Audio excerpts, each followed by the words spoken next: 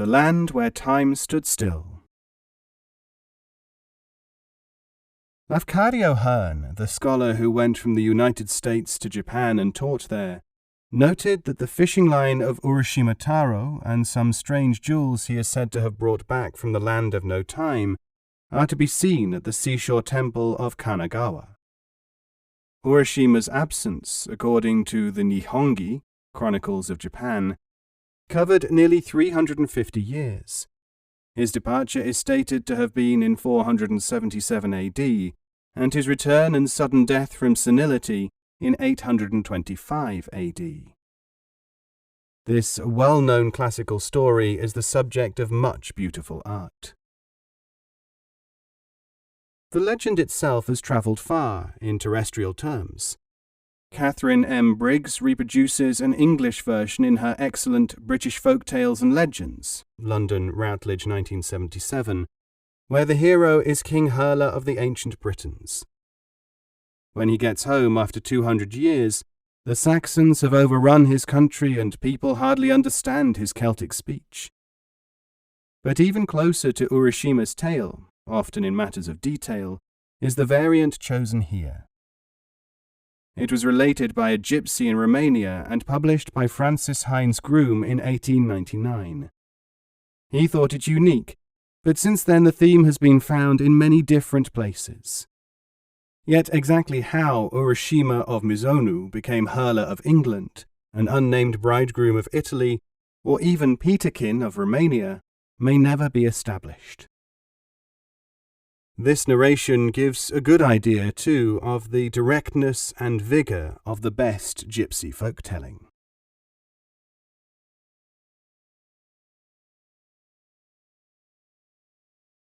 There was once a monarch called the Red King.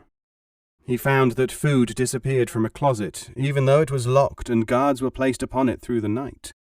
The food simply was not there in the morning. He made a proclamation.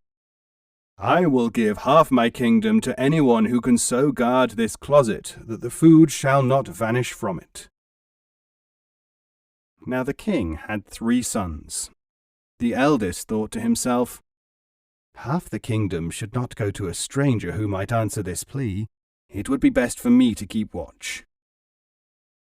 He went to his father and offered to stay up on guard. The king said, "As you may wish, but do not be frightened by anything you may see." The prince went to the closet and lay down to stay beside it for the night. But as soon as he put his head on the pillow, he fell asleep, and stayed asleep until dawn, for a warm, sleepy breeze arose and lulled him into a deep slumber. While he was asleep, his small sister, only a tiny child, got up and turned a somersault.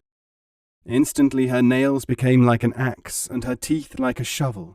She opened the closet and devoured everything in it. Then she reverted to the appearance of an ordinary small child and returned to her cradle.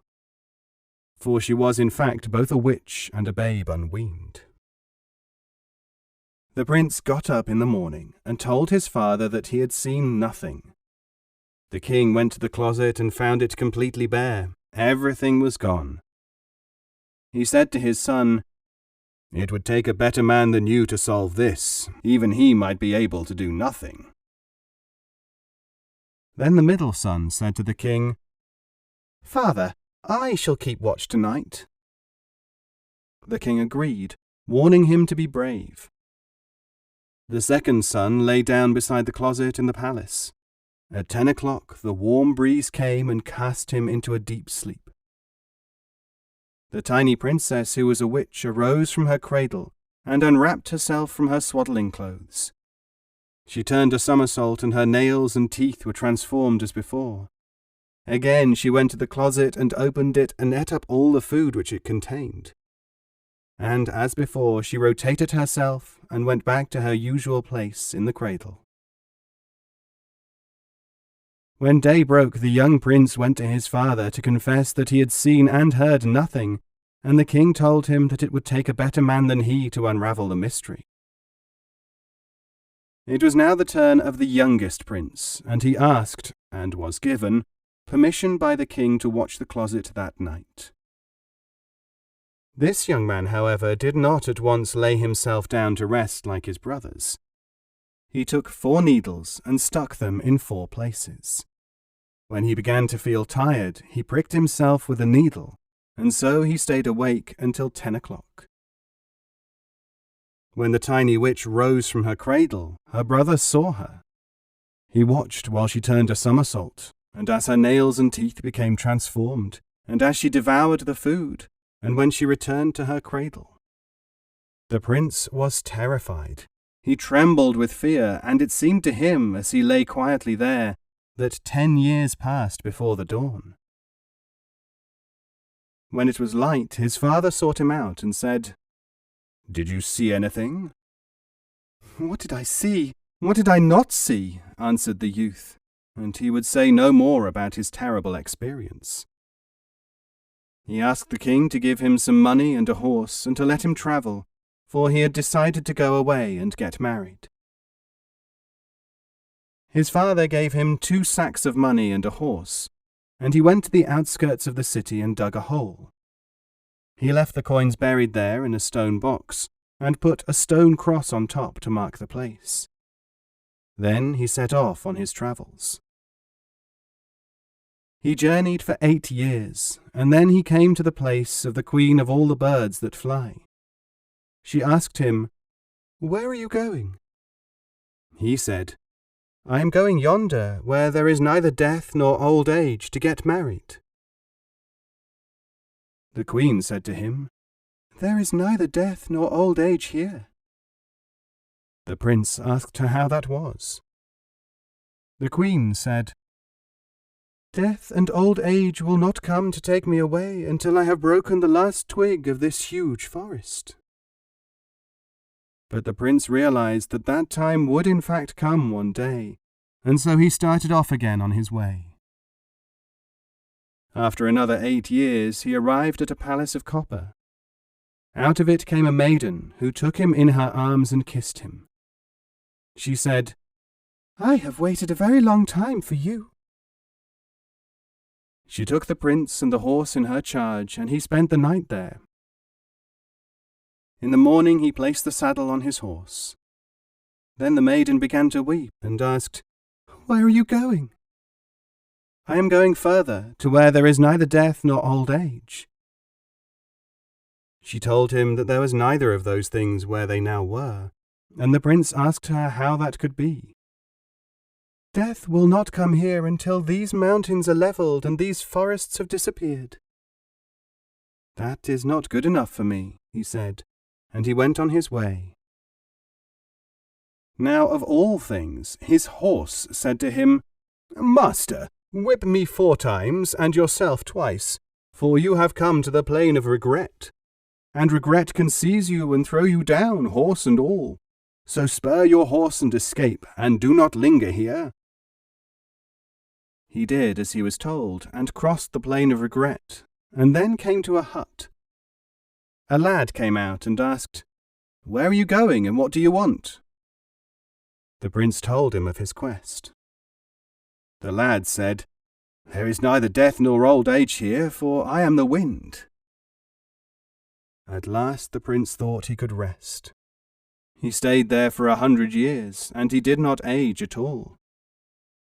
He used to go hunting, and always found so much game that he could hardly carry it home. The wind had said to him, "Go, by all means, into the mountains of gold and the mountains of silver, but do not go into the mountain of regret or to the valley of grief." But one day the prince did go to the mountain of regret and into the valley of grief. And that was how grief cast him down until his eyes were full of tears. He remembered his home and went to the wind in sadness, saying, "I am going home to my father, for I cannot stay here any longer." The wind told him, "Do not go, for your father is dead, and you have no brothers either. 1,000,000 years have come and gone since the times you recall at the palace. Even the place where the building stood is not remembered. Melons have been planted on it, I know, for I passed that way no more than an hour ago." But the prince took no notice of the wind and started on his way back to his home. As he arrived at the palace of copper, he saw that the mountains were flat, and that the maiden had cut the last stick of the forest, and that she had died. He buried her and continued his journey. Presently he came to the queen of all the birds that fly. When she saw him, she said, "You are still young." Then she broke through the very last branch in her forest, and she fell and died. At long last the prince came to the place where his father's palace had stood, and looked around him. It was practically a wilderness. All he could see as he exclaimed, "God, thou art wonderful," was the well of his father. He went towards it, and suddenly his sister, the witch, rushed at him, crying, "I have waited long for you, dog." She was trying to devour him when he made the sign of the cross at her, and she perished.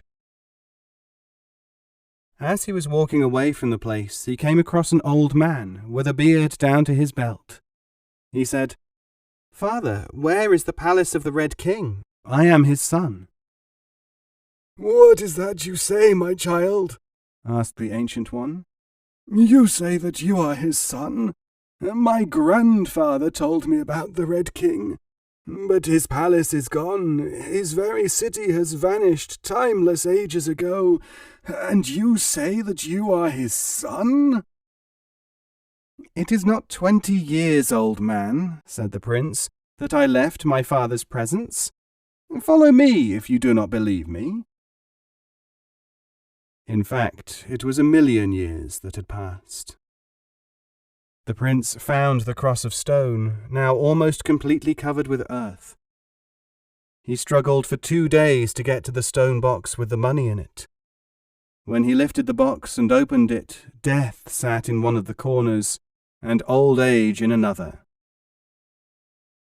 Old Age said, "Seize him, Death." Death said, "Get him yourself." Old Age took him in front, and Death from behind, and so he died. The old man took him and gave him a decent burial, and then took for himself the money and the horse.